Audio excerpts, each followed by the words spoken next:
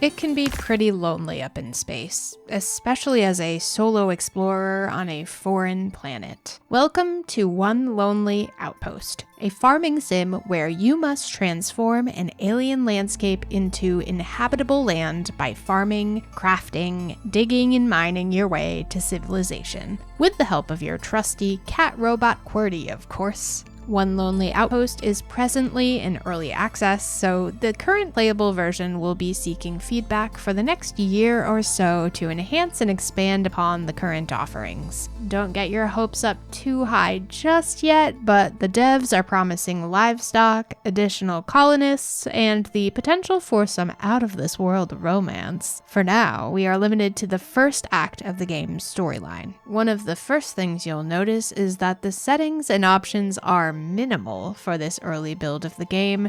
You can adjust music and sound effects and reassign controls, and that's all there is to it. As someone who typically uses controller whenever possible, I actually found it easier to use keyboard and mouse controls for this title, as there does not appear to be full controller support implemented just yet. Fortunately, it was not a difficult transition, as the keyboard and mouse control scheme is pretty intuitive. As far as gameplay goes, One Lonely Outpost starts off quite slow, easing you into the mechanics by assigning you some basic tasks to complete, while simultaneously teaching you what each of your tools are used for. You have a tilling tool, a watering tool, a laser for cutting through all manners of rocks and minerals, and a blower for unearthing archaeological discoveries and packets of seeds for some reason. Similar to many other games in this genre, you have an inventory to store useful items and a notebook to document your various discoveries. Back at your home base, you can sleep to progress the passage of time and craft items, including new machines to process the raw minerals, a cooking apparatus, storage units, and more. As a space pioneer, you do receive a weekly paycheck for your work, which can be used to purchase goods. A few things to keep in mind as you embark on this journey into the unknown.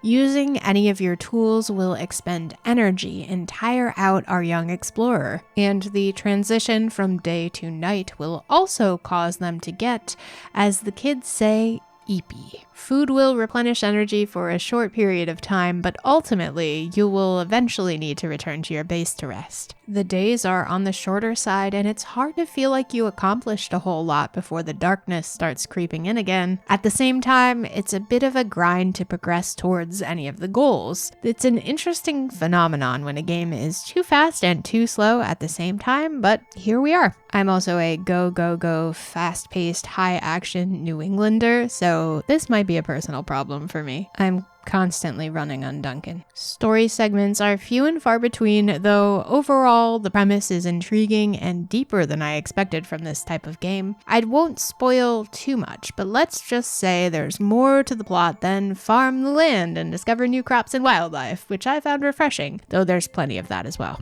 One Lonely Outpost is heavy on the resource harvesting and farming aspects, and the landscape isn't all that appealing to explore in the early stages. We're talking barren wasteland with repetitive lumps of rocks and minerals and varying shades of brown. Not exactly begging to be explored here. Things do improve as you fill out the map and develop new tech, but it's going to require a fair bit of time and effort on your part to get there. I could have also done with a more interactive map that shows points of interest, farmed locations, tasks, or even just allowed you to place pinpoints of your own. As far as the art goes, I can see the graphics in One Lonely Outpost being a bit divisive. On one hand, I can appreciate the nod to earlier generations in gaming with 2D pixelated characters exploring three-dimensional-ish landscapes. On the other hand, it felt a bit flat for me. I think it was the assault of excrement-colored lumps and bums littering the landscape that made it look less appealing in my eyes. I am fully aware that raw resources come in less than exciting shapes and colors,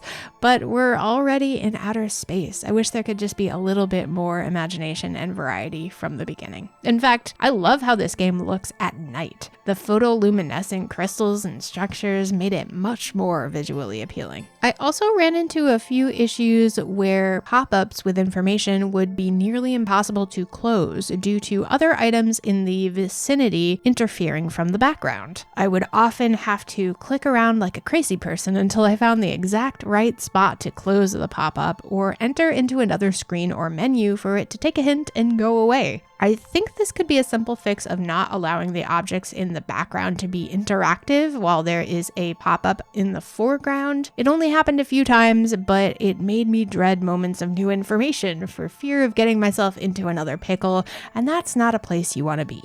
Music is instrumental and ambient, remaining decidedly in the background while most of your attention is directed towards either the tasks at hand or the sound effects, which in the default settings are a bit loud. They can also be pretty repetitive over time. Nothing offensively bad, but certainly not the first thing you're going to remember about the game. As a package and in its current form, One Lonely Outpost is not a perfect experience, but I can see this game appealing to those that enjoy farming sims with the promise of romance and a decently structured task and inventory system, as long as it's given the time and the patches it deserves. The story was intriguing enough to get me past the earlier, more mundane moments, and while the art wasn't my favorite aspect, I can appreciate honoring the games of the 32-bit era with this style. With a better map, some bug fixes, and perhaps some additional accessibility features like the option to toggle off the stylized text, One Lonely Outpost could be an excellent addition to the Farm Sim Enthusiasts collection.